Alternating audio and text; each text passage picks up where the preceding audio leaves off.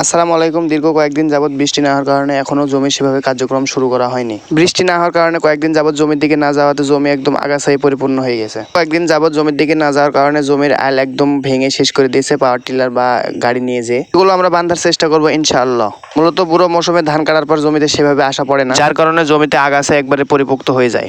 জমিতে অনেকদিন পরে আসার কারণে দেখা যাচ্ছে যে জমির একদম সবকিছু উলটপালট হয়ে গেছে, জমির আল ঠিক নাই, একদম সবকিছু অন্যরকম হয়ে গেছে। আমরা সবাই মিলে সেই কাজটাই করার চেষ্টা করতেছি এবং ইনশাল্লাহ সেই কাজটা করেই ছাড়বো।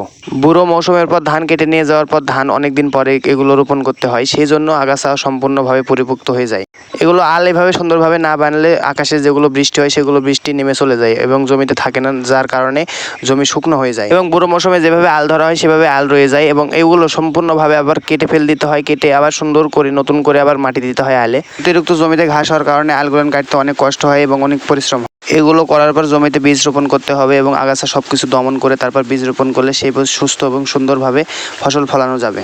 এখন অবশ্য বৃষ্টির সিজনে এই সময় কাজগুলো করলে কাজগুলো সুন্দরভাবে হবে এবং পরে করলেও সেগুলো জমিতে আর পানি থাকবে না। আগাছা দেখে ভয় করলে চলবে না বা বসে থাকলে হবে না। এখন বৃষ্টির সময় এই সময় কাজগুলো সম্পন্ন করতে হবে। যতই কষ্ট হোক কৃষক জীবনে এইসব কাজ করতেই হবে। তো আমাদের কাছে বিষয়টা খারাপ লাগতেছিল যে আমরা করবো কয়দিনে, তো আল্লাহর রহমতে আমরা সম্পন্ন করতে পেরেছি এবং আলহামদুলিল্লাহ আমরা কাজটা সম্পন্ন করে ফেলেছি। তো বন্ধুরা, জানি না ভিডিওটি কেমন হয়েছে, তো অবশ্যই আমাদের জন্য সবাই দোয়া করবেন এবং আপনারা সবাই সুস্থ থাকবেন, ভালো থাকবেন। আল্লাহ হাফেজ।